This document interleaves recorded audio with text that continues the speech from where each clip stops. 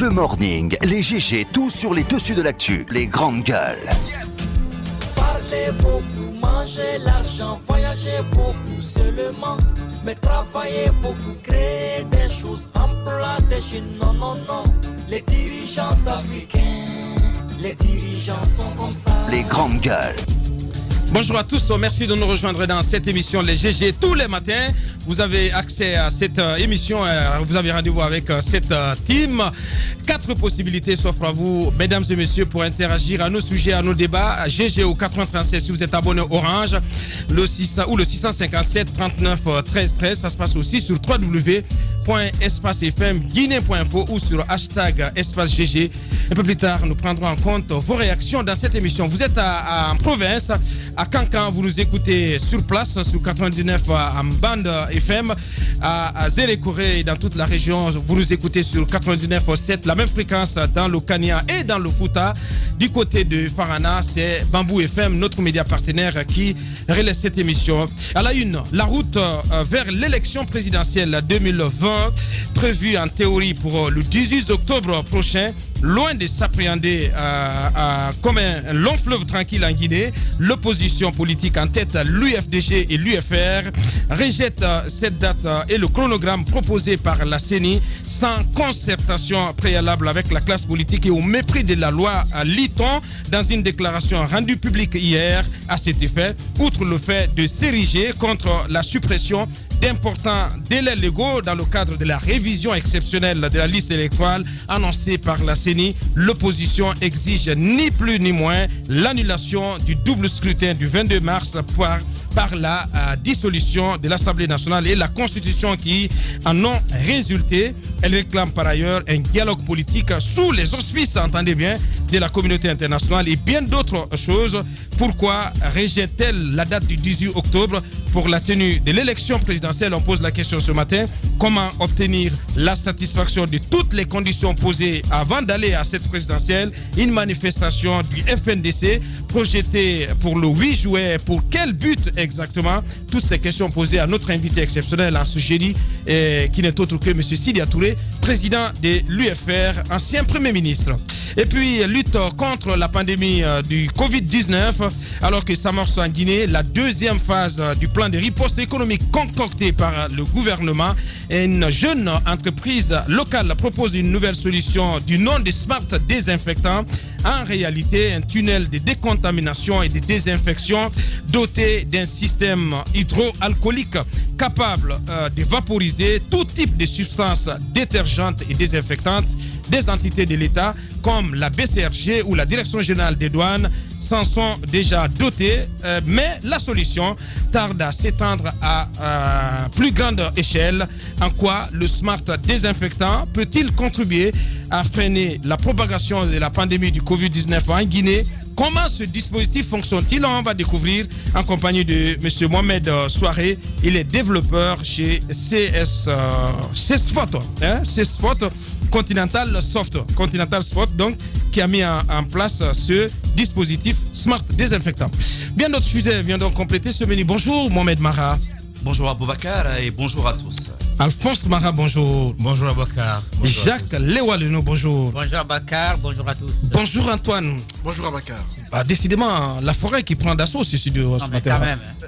Tu vas te fatiguer à le dire. Franchement, Aboubacar, on est complètement envahi. C'est une invasion de la forêt. C'est une invasion de la forêt. J'espère simplement. C'est pas possible. J'espère tout simplement. J'ai Zérékoré, j'ai Guéguédou. Je peux convenir d'une chose. Je n'ai provoqué personne. Bien. Ce trio-là est différent quand même des caïmans de la forêt qu'on a vu dans nos marais jusqu'à présent. Et eux, absolument. Et eux, qui sont une déception. Je n'ai provoqué personne. Qu'est-ce que tu appelles caïman de la forêt? Différent. Non, si vous voulez, on peut y aller, on peut faire une couverture sur le comportement de certains leaders de partis politiques originaires de la forêt. Vous verrez cela, aucun aliment idéologique et des gens. Mais attendez. Donc vous êtes ce qui s'est passé récemment plutôt en région forestière. Jusqu'à présent. Vous êtes plutôt la fierté. Vous quatre, la fierté de la forêt. Je passe vivement un renouvellement de la classe politique. Bien. de la Guinée forestière. Parce que ces leaders-là, vous les avez entendus sur Zérékoré ou même sur Koyama, vous les avez entendus. On parlera de Koyama tout à l'heure, Mohamed. On se calme. Les langues sont sous les souliers du président. Bien, on se calme, on va commencer par... on se calme, on va commencer par plus léger. Secteur de la santé, Jacques, la PCG change de statut. Oui, on a entendu ces décrets hier et bien entendu, beaucoup se sont posé la question. Mais on dit à Dr Moussa Konaté, nommé directeur général de la pharmacie centrale de Guinée, les gens se disent, mais est-ce qu'il avait été démis? Bon, en réalité, c'était pas lui en réalité qui était le problème, mais la société a changé un peu de statut. A changé de statut. En 2017, il y a une loi qui a travaillé sur la réforme, la gouvernance financière des entreprises.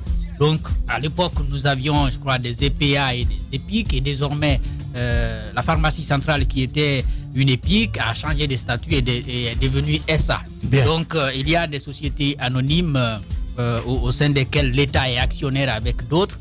Pour la PCG et bien d'autres entreprises, c'est une société anonyme où l'État est pratiquement le seul actionnaire. Le changement qui est apporté, c'est que désormais on renforce la responsabilité, les prérogatives de la pharmacie centrale. En tant que centrale d'achat. En tant que centrale d'achat. Désormais, centrale d'achat des produits pharmaceutiques en Guinée. Produits pharmaceutiques commandés par l'État. Commandés par l'État. Voilà, parce qu'avant, l'État pouvait passer par des firmes internationales, les sociétés de grossisserie privées pour faire des commandes.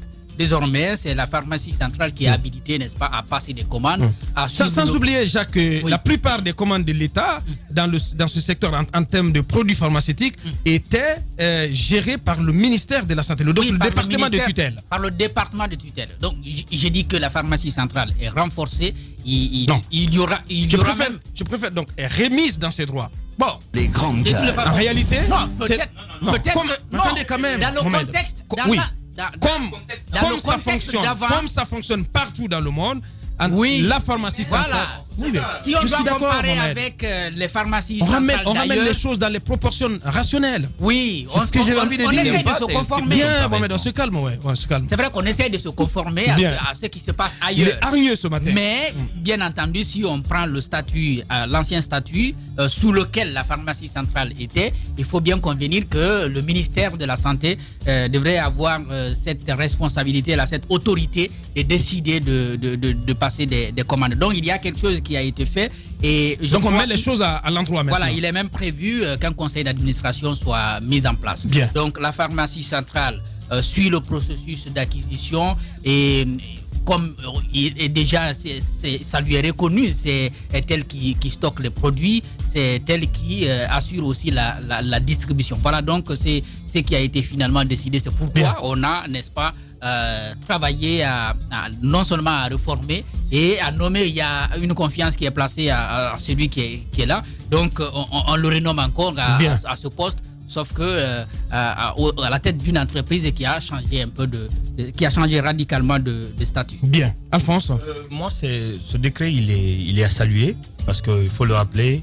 Dr Konaté, qui est porté à la tête de cette nouvelle société, est quelqu'un qui a apporté beaucoup de réformes au niveau de la PCG.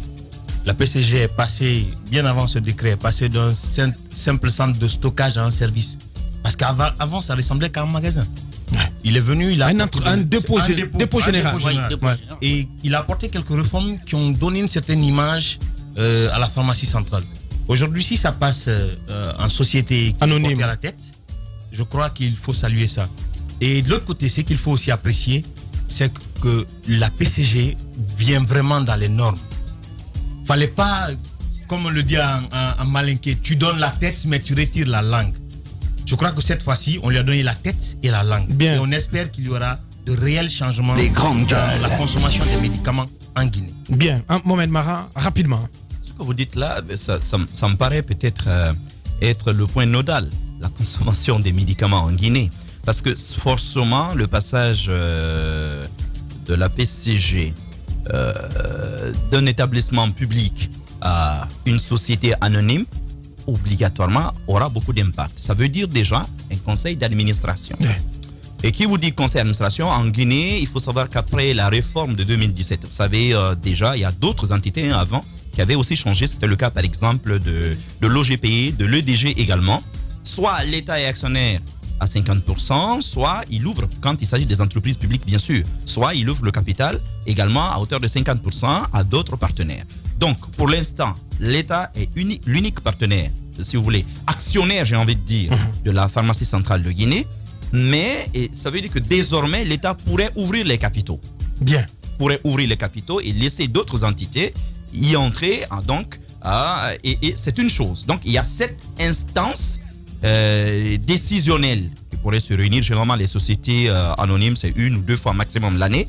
Mais au quotidien, vous avez une direction générale, une direction donc qui va piloter l'entreprise au quotidien. Maintenant, ce qui est intéressant, et ça Jacques l'a dit, c'est que la PCG va être l'unique centrale d'achat des médicaments de l'État. Ouais. Vous savez, dans les conditions normales, les grossisseries, Dieu sait qu'on en a parlé ici, ne peuvent pas vendre les médicaments aux entités publiques directement. C'est impossible. C'est anormal. Ouais. Désormais, donc, avec une telle réforme, je pense que ce qui va se passer, c'est que la PCG, si elle a envie d'acheter des médicaments ici en Guinée, tout ce qu'elle fera, c'est lancer des appels d'offres. Des appels d'offres. Et là, les privés pourraient, dans ce cas-là, soumissionner. Et celui qui l'emportera pourrait vendre des médicaments à la PCG.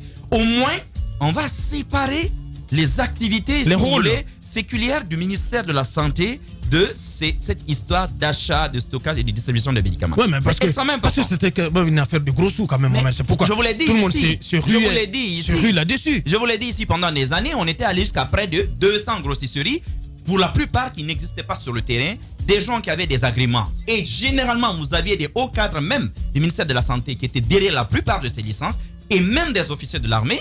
Les gens achetaient, n'avaient même pas d'endroit pour entreposer les médicaments. Vous savez où ça se retrouvait? Non. Directement dans les magasins à Badina. Ouais. J'ai quand même envie de poser une question, Mohamed. Est-ce que ça peut contribuer à réfréner un temps soit peu, en tout cas, l'élan de ceux qui ont pour activité les amène, si on les laisse l'importation et la vente illicite des médicaments. Si on les laisse travailler correctement, à mon avis, cela va résorber un peu, si vous voulez, cette prolifération du marché illicite. Parce que tout le monde, si vous voulez vendre, en tout cas aux entités publiques, du centre de poste de santé dans un village à un hôpital national ou des CHU, vous êtes obligé de vendre à la PCG, mais pas aux structures directement. Et ça peut même, à la limite, si vous voulez, même dans les centres de santé, un chef de centre de santé qui voit des médicaments, si vous voulez, entre les mains de sages-femmes ou d'infirmières qui les revendraient, vous savez quelles sont les références qui viennent de par la pharmacie centrale, vous saurez tout de suite qui sont ceux qui, au sein de votre structure, se livrent à un marché illicite. Merci, donc, Mohamed. il y a cela. Et l'autre côté, c'est que désormais, puisque c'est une entreprise anonyme, il pourrait même être amené à installer des unités de fabrication de médicaments, y compris en région. Je pense que c'est déjà un très bon début. Et là-dessus, je pense que le chef de l'État a pris une excellente décision. Maintenant, il faut choisir les bonnes personnes. Il ne faut pas parachuter à la tête, parce qu'il en a l'habitude, du conseil d'administration de cette autre entreprise. Ah oui, c'est important ce que tu dis, Mohamed. Des personnes qui n'ont rien à voir avec le secteur, qui ne comprennent pas les enjeux. S'il le fait, on aura encore du mal pendant des décennies à sortir de cette histoire de médicaments qui tuent. Merci, Mohamed. Antoine, pour clore. Pour clore, je dirais que j'ai pas de doute sur les compétences ou les capacités du directeur actuel de la PCG à conduire à bien la mission de cette entité. Mais j'attends de voir l'application des prérogatives de cette nouvelle société. Parce que en Guinée, généralement, les choses sont belles au départ, mais dans les faits, ce n'est pas ce que nous constatons. Parce que on a tous assisté récemment à ces soucis liés à l'importation des produits pharmaceutiques et à cette histoire de nombre élevé de grossistes et tout cela. J'attends de voir l'application ou le travail que va faire Moussa Konaté pour assainir le secteur, parce que c'est un gros problème. Je crois que ça a-t-il un travail mais est-ce qu'il a un travail voilà, il y a une direction nationale des pharmacies, des produits, des pharmacies, des médicaments, il y a un ministère de la Santé un rôle à jouer de ça. Cette histoire. Non, peut-être dans les commandes, puisqu'il va lancer des appels d'offres, donc il va sélectionner les sociétés qui, à ses yeux, vendent de la qualité pour, n'est-ce pas, passer des marchés. Il intervient sur la commande publique. Mais c'est seulement sur la commande. Pour ce qui est de ces grossisseries qu'on n'arrive pas à contrôler, je pense qu'il est de la responsabilité du ministère de la Santé, à travers la Direction nationale de la pharmacie et des médicaments, de jouer son rôle. Bien. Puisqu'on parle de santé, je voulais embrayer rapidement sur Ebola, sur le coronavirus. C'est important d'en parler parce que ça fait quelques jours on ne parle pas. Ça fait quelques jours on ne parle pas on ne fait pas le coronavirus. On ne fait pas l'état des lieux par rapport au nombre de malades que nous avons. C'est important que nous rappelions tout le temps le nombre exact de malades et de guéris. Et il faut rappeler qu'à ce jour, on est à 5174 cas confirmés de coronavirus en Guinée, à 3861 cas guéris. Et hier, dans les résultats publiés hier, on a vu dans le tableau qu'il y avait 117 personnes sorties guéries de nos centres de traitement et 70 personnes ont été testées positives sur les 651 qui ont passé le test. Un résultat tout de même encourageant au regard de ce que nous avons vécu dans le passé. Mais l'autre chose à rappeler, parce qu'il y a des soucis à l'heure actuelle au niveau des centres de traitement à coronavirus, certes le Premier ministre a annoncé un accompagnement des agents de soins et également des forces de sécurité dans la lutte. À travers une prime spéciale. Une prime spéciale durant les 3 mois à venir. Mais il y a des plaintes de malades dans des centres de traitement. C'est notamment le cas de Bessia qui a tendance à emboîter le pas aux malades de Donka. Rappelez-vous, à Donka, on se plaignait du retard accusé par les résultats des tests. À Bessia, ce matin, on m'apprend que les malades sont en train de se plaindre. Il y a des cris dans le centre parce qu'il y a beaucoup de malades qui ont passé le test depuis 2 semaines. 2 semaines, jusque-là, ne sont pas en possession de leurs résultats. Et donc, c'est inacceptable. Il y a des grognes de ce côté. C'est test rapide. Quand même, ça a été annoncé 100 000 kits de tests rapides. Je ne sais pas si Bessia en a tu n'en sais rien à ce niveau. J'ai pas la confirmation que c'est arrivé. Pas sûr. Jusqu'à ce matin, des grognes ont lieu au centre de traitement de Bessia, de malades qui depuis 2 semaines n'arrivent pas à entrer en possession de leurs résultats. Quelques-uns m'ont appelé ce matin, apparemment, ils n'en peuvent plus d'attendre parce que ils sont stressés, ils sont lassés d'attendre tout le temps qu'on leur dise que vos résultats arrivent. Et tous les jours, de nouveaux malades viennent et ça les inquiète un peu. Ils craignent d'être réinfectés au cas où le résultat s'avérait négatif. Bien, c'est une situation donc à corriger par l'ANSS, l'Agence nationale de sécurité sanitaire. On aimerait sur ce qui s'est passé à Matoto hier, Matoto Rabitaya, un nouveau transformateur installé après des émeutes contre le manque d'électricité dans ce quartier de Matoto. Malheureusement, nos compatriotes ont compris. Si vous manquez de quelque chose, sortez, tapez, manifestez. Si on ne vous entend pas jeter des pierres, on vous répondra. Les grands Jacques. Non, Jacques. Ce que je dis. Tu peux pas quand même encourager la violence.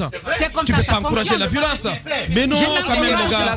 Mais non, vous ne pouvez pas encourager la violence. On va s'écouter, les gars. Je n'encourage pas, Abaka. Mais c'est comme ça, malheureusement. Non, mais c'est comme si vous faites l'apologie de la violence. Je ne fais pas l'apologie, je ne peux pas faire ça. Ce que je veux dire, c'est que le gouvernement n'écoute que le langage de la rue. Vous ne pouvez pas imaginer ça. Il y a 2 semaines, c'était à Tombolia. Les jeunes sont sortis, ils ont fait 2 semaines, le quartier a fait 2 semaines dans le noir. Les jeunes sortent le matin, la nuit le transformateur arrive. Hier, à Capitale, on peut manifester sans faire des casses. Non. Moi, ce que je déplore, ce sont les casses. Parce qu'on a cassé des véhicules. Tout le monde déplore les casses. C'est pas possible. On peut réclamer des choses sans casser. Ça, c'est votre souhait, c'est le souhait de beaucoup de Guinéens. Mais bien entendu. C'est le souhait de beaucoup de Guinéens. Mais malheureusement, encore une fois, le gouvernement, si vous sortez, vous manifestez et puis vous ne commettez pas de dégâts, on ne vous écoute pas. On se bouge pas. On se bouge pas. Mais si vous commettez des dégâts et tout de suite on sort. C'est comme ça on est en train de nous habituer au fait. Vous manquez de quelque chose, vous passez par la voie douce, on ne vous répond pas. Vous sortez, vous manifestez, mais il n'y a pas eu de dégâts. On dit bon, ce n'est pas encore grave. Maintenant, si vous commettez des dégâts, par exemple, il y a un blessé comme hier, automatiquement, il y a de l'action qui suit. On est en train de vous répondre. Et Kondiano dans tout ça. Pour le cas d'hier, c'est parce que les manifestations ont visé. Voilà. Mais là, ça va dépendre surtout de la ville dans laquelle vous allez manifester et casser. Si vous vous manifestez dans d'autres villes, c'est qui dit important. Non, c'est qui dit important. Chez moi, à Simbayagar, à Koza et autres, combien d'années les jeunes ont manifesté pour l'affaire de courant? C'est pas ça qui va résoudre. Non, mais si je dis, ça revient souvent. On supporte moins les remous dans certaines régions et dans certains quartiers, notamment de Conakry, que dans d'autres, dans d'autres quartiers. Écoutez, si vous voulez brûler votre maison, combien de maisons ici ont été brûlées par le fait de DG? Vous avez même entendu l'État laisser tomber. Mohamed, je ne suis pas d'accord, Mohamed. Parce que Amdallah, quand les jeunes sortent, mais le courant revient tout de suite. Le courant revient. Dans tous les quartiers, quand ça commence ça va s'achever. C'est Kagbele.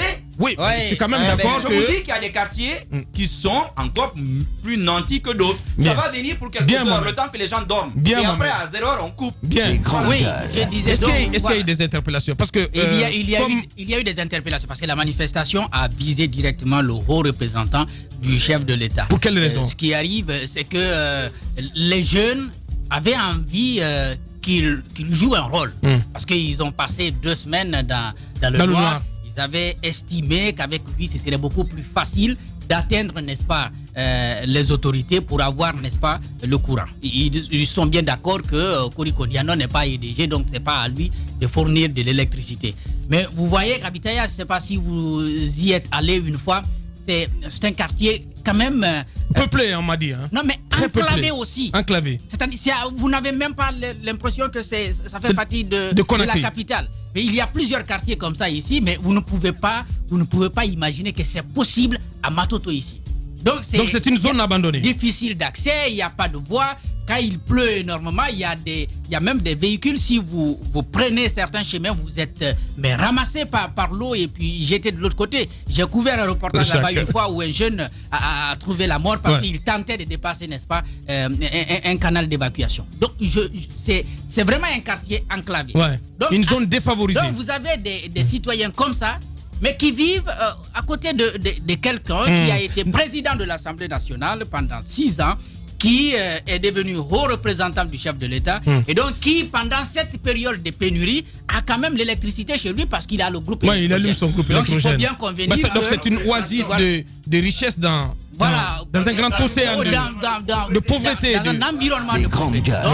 Il faut bien comprendre. Mais est-ce qu'il est solidaire, au moins? Qu'est-ce que vous avez appris? Est-ce qu'il est solidaire de la misère des gens du quartier? C'est important. Ce que j'ai appris, il faut se montrer solidaire un tout petit peu quand même. Pour ce cas précis, parce que bon, on m'apprend qu'il a essayé de faire des choses. Il est totalement déconnecté des réalités de son quartier. C'est pas possible.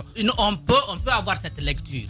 Parce que j'avais posé la question à un de ses proches ce matin. J'ai dit, est-ce qu'il a tenté de les calmer? On dit 48 heures avant, il avait eu vent que les jeunes voulaient sortir par l'entremise des sages qui sont venus le voir pour demander, n'est-ce pas, ses services. Il a dit qu'il est en train de marcher pour que le transformateur arrive. Ça, c'est 48 heures avant. Hier matin, les jeunes commencent à manifester. M'apprend-on, on est encore venu le voir pour dire la manifestation a commencé. Le temps pour lui de sortir, les jets de pierre ont commencé. Lui et les émissaires qui étaient venus le voir ont été obligés de se recaser quelque part à la maison en attendant que la tempête passe. Finalement, il y a eu des casses, parce qu'il y a quand même eu des casses. Il a perdu, il y a des véhicules qui ont été caillassés. Il y a son domicile qui a reçu des jets de pierre. Mais la question que vous posez, elle est vraiment importante parce que si en 48 heures, il n'a pas pu désamorcer une crise qui était en cours. Il faut bien savoir comment il est avec ses voisins. Il n'est pas en phase avec le voisinage. Lorsque vous êtes en phase avec votre voisinage, il suffit seulement que vous passez par une ou deux personnes, votre message passe assez vite.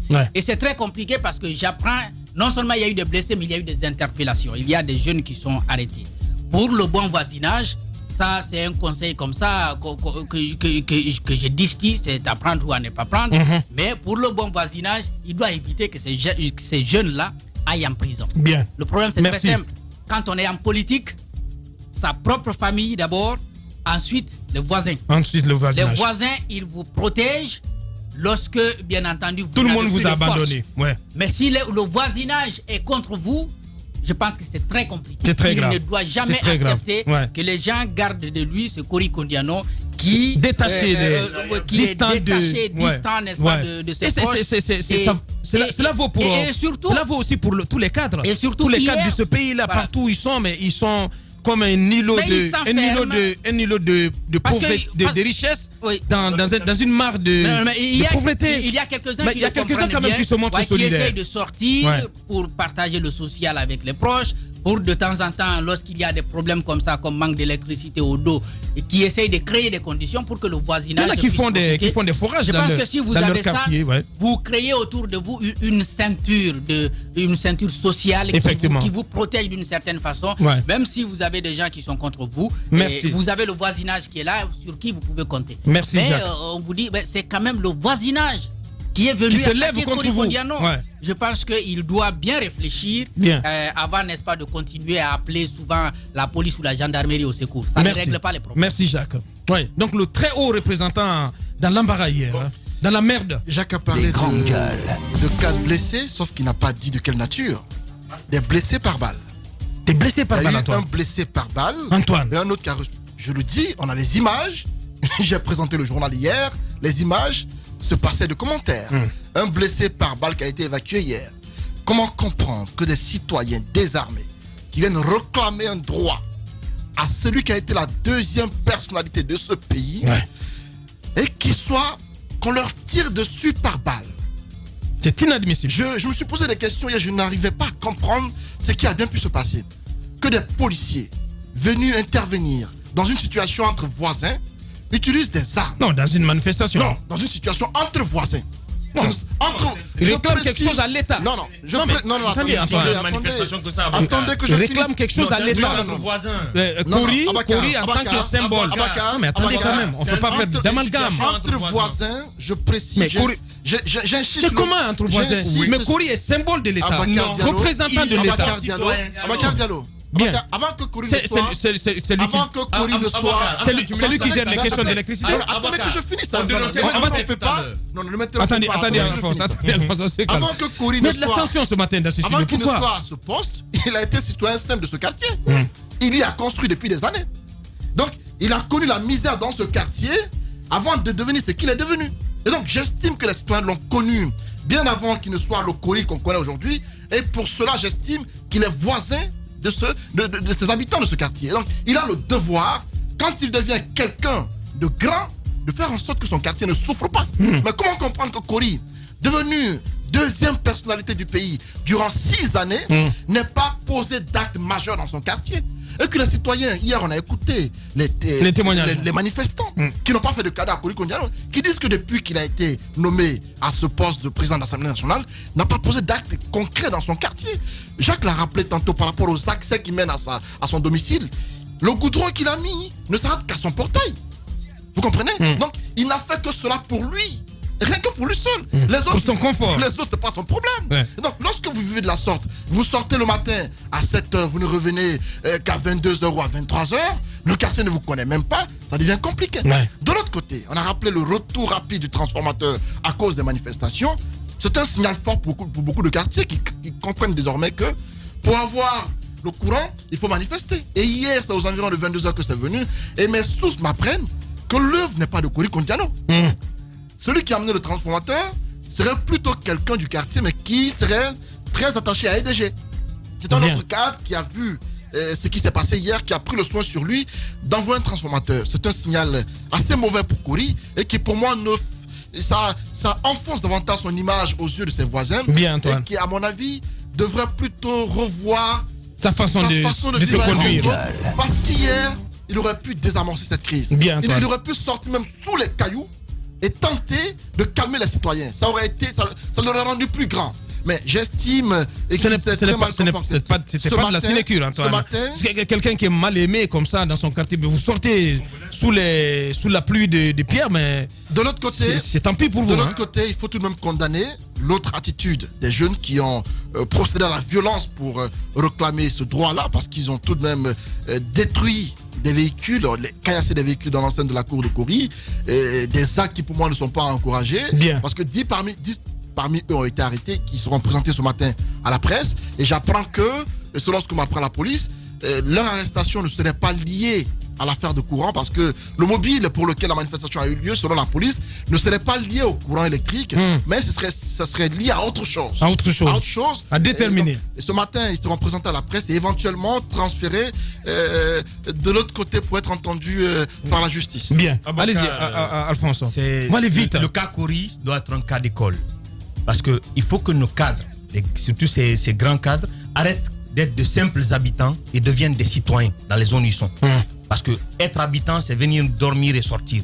Mais être citoyen, c'est participer à la vie communautaire de son environnement. Et de l'autre côté, c'est important. Ces gens qui se sont levés hier, ils n'avaient pas de transport depuis quelques jours. Mais on me dit depuis 14 jours. Hein. Donc, Abouakar, vous n'avez pas de courant depuis 2 semaines. On le sait, des grands empires, il y avait 2 messagers. Le pigeon et le chevalier. Le chevalier, il traverse le monde pour aller rendre le message. Le pigeon, d'une porte à une fenêtre. Cory Kondiano, qui pourrait être meilleur pigeon que lui? Il est quand même le haut représentant du président de la République. Il vient de l'être quand même. Je suis d'accord qu'il a été président de l'Assemblée nationale. Oui, bien sûr. Deuxième personnalité de la nation. Donc, il n'y a pas meilleur pigeon pour passer le message que Claude Cory. Ils se sont adressés à la bonne personne, mais dans la mauvaise forme. Ouais. La violence, très bien dit, Alphonse. La violence n'était pas la solution. Il fallait plutôt penser à ce que les sages ont entamé. Mais de l'autre côté, on ne peut pas encourager la violence, mais non, il fallait peut-être passer par là pour être entendu. Et c'est bien ce qui est déplorable. Ouais, je vous assure. Parce qu'aujourd'hui, l'État guinéen est en train de cultiver ce système de violence. Tant que, même pour réclamer un parastamol, tant que vous ne mettez pas le feu à des pneus, vous ne recevez pas votre parastamol. Ouais. Il faut que cette culture, l'État l'abandonne. Parce que ça compromet nos acquis et ça rend sauvage cet État. Bien. Allez-y, Mohamed Mara, pour clore. Vous savez, quand je vous écoute sur le cas Cory, et je me dis, vous êtes en train d'encourager quelque chose sans vous rendre compte, un phénomène qui a lieu dans beaucoup de pays. C'est que ces gens-là, ils vont se choisir des îlots ici dans Conakry où ils iront habiter entre eux. Mohamed. Une bonne partie de Lambagny, de Kobaya, mais aussi aller à la Kamayenne, à la minière, c'est quoi? Ou à Kipi, c'est quoi? Quand on dit quartier résidentiel, écoutez, c'est l'injustice de notre monde. Dans toutes les grandes capitales du monde, vous trouverez des choses comme ça. Allez à Lagos, tu sais de quoi je te parle? De cette île où une maison vous coûte banalement 2 millions de dollars. Ils y sont entre eux. Mais personne n'est contre quelqu'un parce qu'il a réussi dans sa vie. Ouais. Mais lorsque vous l'avez dit tout à l'heure, vous êtes une sorte d'oasis au milieu d'un désert, de manque total et de déshonneur. Parce que lorsque la pauvreté atteint un certain seuil, elle devient un déshonneur pour celui qui la porte. Elle n'a plus de dignité. Or, ces gens, vous avez bien fait de rappeler que Cory était dans ce quartier depuis des années. En 6 ans, il est devenu une mastodonte. C'est-à-dire quelqu'un qu'on a vu hier et aujourd'hui, et de l'autre côté, qui n'a rien apporté à sa communauté. Ça donne à réfléchir. Moi, je dis, c'est l'ensemble des ministres. Si j'étais président de la République, c'est à l'ensemble des ministres de ce pays que j'interdirais d'allumer un groupe ici à Conakry lorsqu'il y a obscurité dans leur quartier. Je vous dis, président, tant qu'il n'y a pas de solution pour l'électricité, moi, président, j'interdirais... De toute vraisemblance, il n'y a pas de solution pour le courant. J'ai dit les ministres de la République, je n'ai pas dit autre chose. Ministre veut dire, ministre ne veut pas dire chef. Allez très bien chercher l'étymologie du mot. Ministre en grec veut dire serviteur. Vous servez vos congénères, vous servez votre nation. Mais, écoutez, nos populations aussi, je dis bien, que ce soit Matoto Habitaya, Simbayaga, ou Kaloum, ou je ne sais où, c'est bien fait pour nos gueules. Vous savez pourquoi? Non, Mohamed. C'est bien fait pour nous. Vous savez pourquoi? Vous avez vu depuis tout le week-end dernier ce qui s'est passé? Quand quelqu'un est nommé ministre, qui sont ceux qui apportent le balafon et la kora? Qui dansent parce que quelqu'un est...